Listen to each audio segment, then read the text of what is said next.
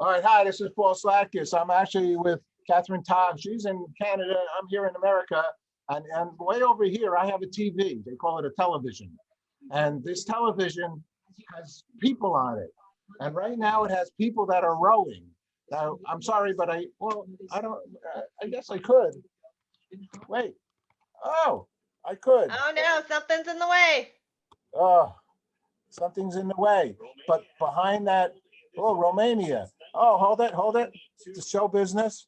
So behind this little thing is a television. And in this television that I have now screwed up my whole thing with is a television that has the Olympics on it. And Catherine and I are going to talk about cheering. Now, should we cheer? These are rowers. I'm going to make this lower now. There's questionable production value that just occurred here. I apologize. But Catherine, hi, how are you? Very good. Man, those Olympians, I know that they've worked hard to be there, whatever they achieved there, it's still amazing from where they've come from. Like I've been an athlete for a long time, and the work and the dedication and all the things that they miss out on just to make it there, it's amazing. It's amazing. Tell me So, about what that means. You were to what degree did you carry on with sports? well, I was a cheerleader. I was a competitive cheerleader. Really? I would say I probably cheered in total. It was over 10 years in total, for sure. And I retired just 2 years ago, just after I competed at Worlds, which was held in Florida on the ESPN stage. That was just one of those bucket list items that I had to complete. And, when you're thinking cheerleader, you're thinking like little kids, maybe somebody in their teens, maybe their 20s. I competed when I was 38, just 1 week shy of my 39th birthday. I just had to. I was like, I'm so close. I'm so close. I just had to keep going because I was like, I can get there. I know I can. So obviously, it's not a one man show. It's not just about me, right? It's my entire team working together as a team cohesively, and cheers all about trust. If you don't have trust, nothing's going to work. So, I just had an amazing team and we made it there. And it was just a really good experience. And just the other amazing thing that happened was my daughter also competed the week after me. So because it wasn't worlds, because it was like they were at a younger age group, but it's called the summit, and it basically kind of is like worlds. But yeah, so it was just amazing that things just aligned, that we both were able to compete at pretty much the same competition at the same time. And it was just dream come true, just being able for me to check off that bucket list, and then for her to experience the same thing 1 week after. So she comes after, she does everything that I do, and it's just nice that I got to do that. And she's like, oh, well, someday I hope to be able to get to worlds as well. And I know she will. I know she will. Next year she'll be old enough to get onto a team. So I love this. I'm crazily in love with this whole story, reality of your life, your daughter's life, and your passion and your thoughts in regard to, bucket lists of life. I take a second though, because we're going to talk about cheering, and I'm sorry I messed up this opening of the TV, but I think because the thing, I mean, anybody who's watching this Olympics, goes from one room to the other room because the thing never stops, the Olympics. yes. And so it's sort of like, we listen, we watch ones that are more important. You're going to talk about cheering, but I'd like, before we talk about cheering and about no audiences and things like that, at a time like this, just like in our time right here, right now. I mean, if that was, say, if I was that way And this was Canada against the USA, and they were rowing. And I was a rower also, maybe then, and I rowed once in my life. And I say, yeah, yeah, USA, do it. I'm actually not a competitive guy. I'm a collaborative guy. I actually think that that's a problematic scenario personally. Okay, and I was co-captain with Bruce Jenner, who won the decathlon in high school, and I was a sports guy. Okay, I was a champion, tennis and shot put or whatever. I know from competition. I never continued on because too much because I don't like competition. I don't like beating somebody. I don't like the words even beating somebody. For me, I there's no such thing. There are also no such thing as best and the greatest. Actually, and I think that we see these things. You talked about trust. We see these things played out to them. My daughter was a gymnast, and a good one, a very good one. And so it's like the good and the bad, right? Simone Biles, if I say her name right, dropped out because she couldn't, it was too much going on for her in her life. Osaka, the tennis player, dropped out because it was too much going on. Then she lost, whatever. This is a very stressful scenario, this Olympics. and it's taken on between $1 million commercials to $1 million families behind the commercials and all these kinds of things. Let's get to the word trust. I'm sorry I talk so much, but so you need to understand a little bit about me, because what do you mean by trust?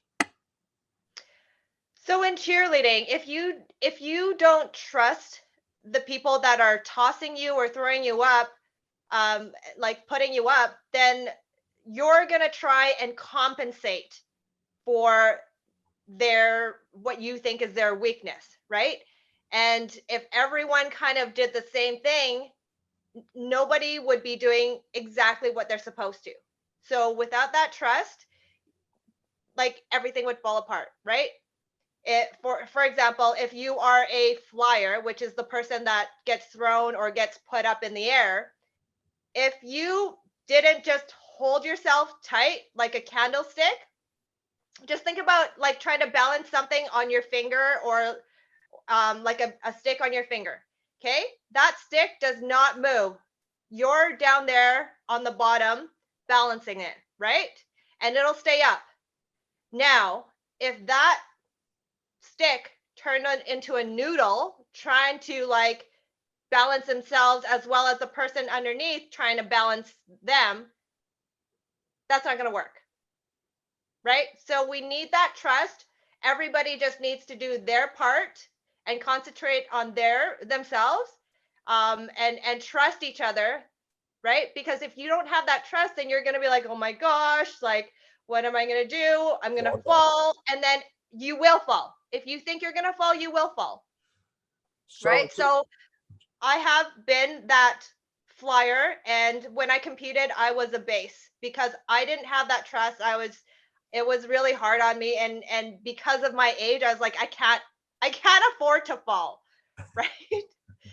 So I didn't have that trust as well as the flexibility. I didn't have the flexibility. That was probably the biggest thing. But you have to be able to trust because like it's it's a very, very risky sport, right? You could be like 2, 3 human heights high and fall, right? So you have to be able to trust the people that if you fall, somebody will catch you. Somebody will break your fall. So in a team sport like that, it's so much trust. I can talk about hockey as well. My son's in hockey, right? This year is probably the first year. They're 10 now. This is probably the first year where they've kind of learned to trust their teammates, right? So in hockey, you can tell a huge difference in development from a team where it's all about them getting a goal, right? So each kid is trying to get the puck and trying their best to make it to the other end and shooting and hopefully get a goal, right? But once you develop trust, you'll see a lot more passing, and that usually ends up getting the goal, right? Rather than one person, trying to weed in and out of other players. So that's, what it means to trust. And that's going to take you much further than trying to do it on your own, because it's a team sport, right? I grew up with the word teamwork. Yes. And since I'm a little baby, and because I played on teams, and it was a team group, and if you knew, if you understand the teamwork aspect of it, especially when you start in the streets like I did, and you play basketball with the guys and the boys, and you become a hog and you're shooting, and it's not a good story. Because the fact of the No. matter is, it's besides the superstar thinking that they can shoot and shoot and shoot and shoot, they lose. Because basketball and team sports are a group. The shot that you make the most often is a layup. And to get a layup, it's not one guy driving towards the basket. It's a bunch of guys passing the ball and making a good pass. So you're clear to make an easy basket. And I think it's the similar thing. I mean, the greatest thing for my daughter in being on a gymnastics team was the camaraderie of the team, the uniting of the team, and the balance. So your trust and my teamwork is though a beautiful thing. So I'm glad you understand it. And I'll tell you why I'm glad also as a grandpa, Paul, is that you'll be passing that down to your children. And as we pass down those values in life, they will then, in all we pray, pass them down to their mates, friends, their own children at someday or whatever. Let's talk about cheer, okay? Because I'm reaching you through Donna Tsfora, who I'm crazy about. There's a team player and a very good, wonderful soul. Very special woman. And so she's all about everyone. And so she said something about cheering.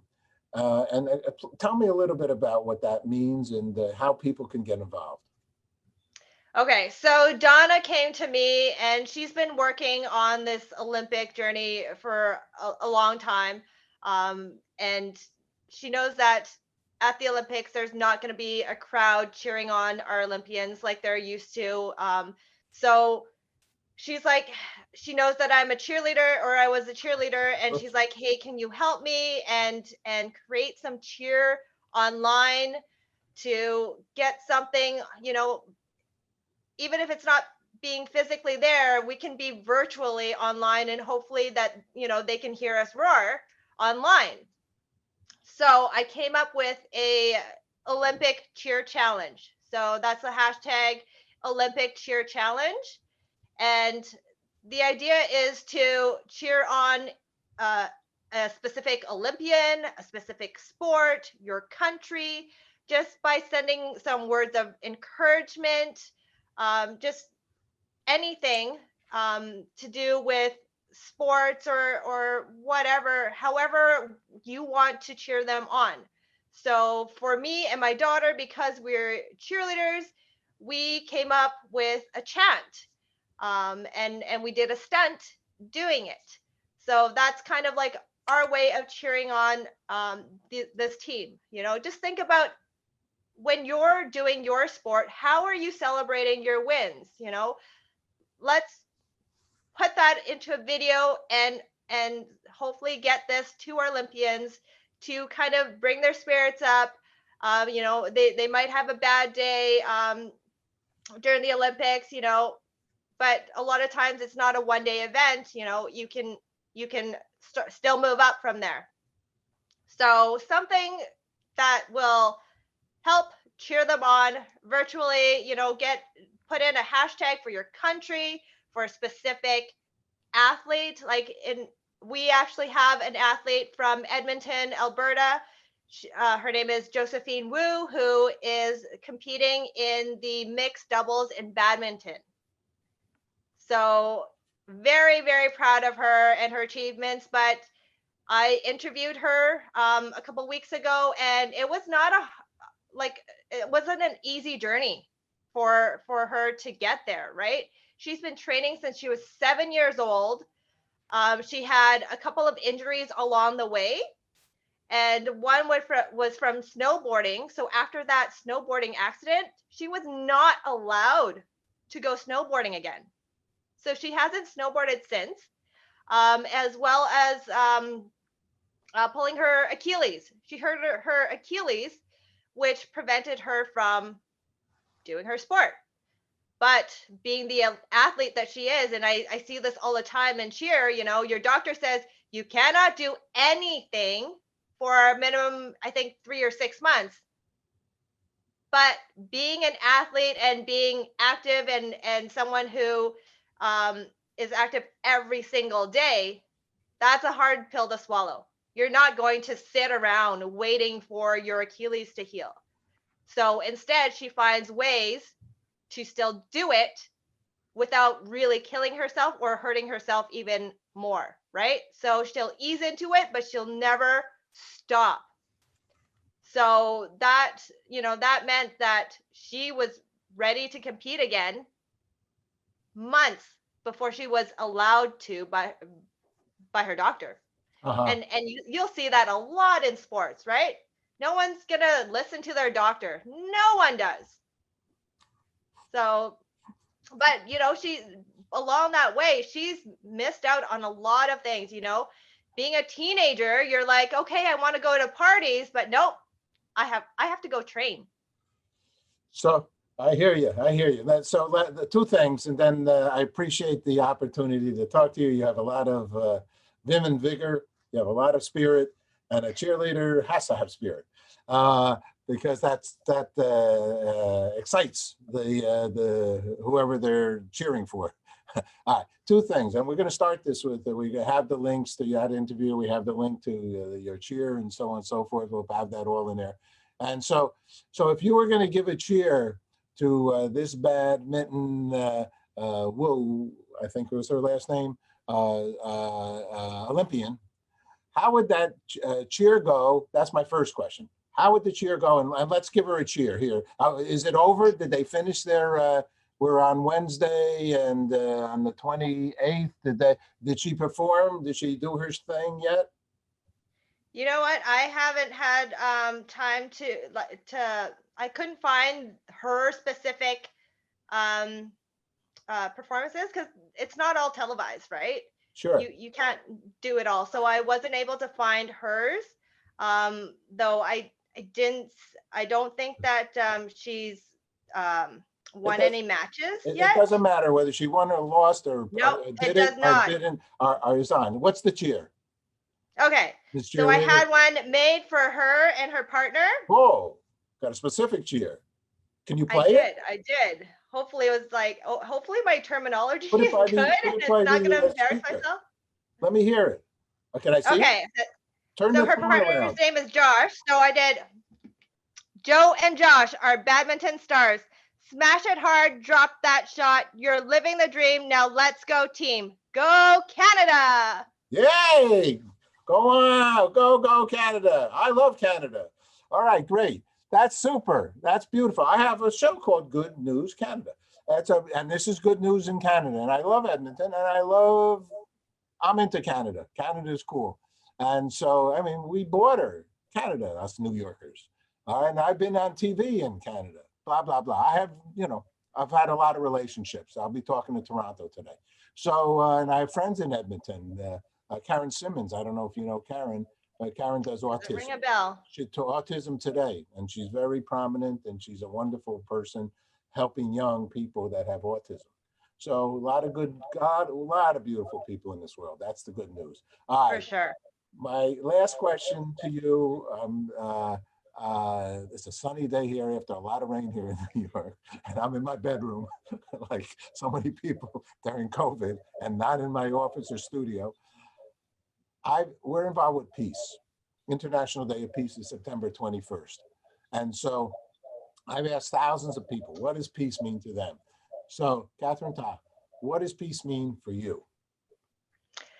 Peace means accepting people as they are, accepting diversity, and just loving everyone as they are and not trying to change them. That's what peace means to me. I kind of push that onto my kids, everybody's different, but that's what makes our world so wonderful, right? What makes the world go round. All right. Thank you very much. Congratulations on your success, your family, and your good soul. Thank you. Thank you very much, Paul. You take care. You too. All right. See, we did it. We did it. Contrary to what, oh, whoa, it's still recording?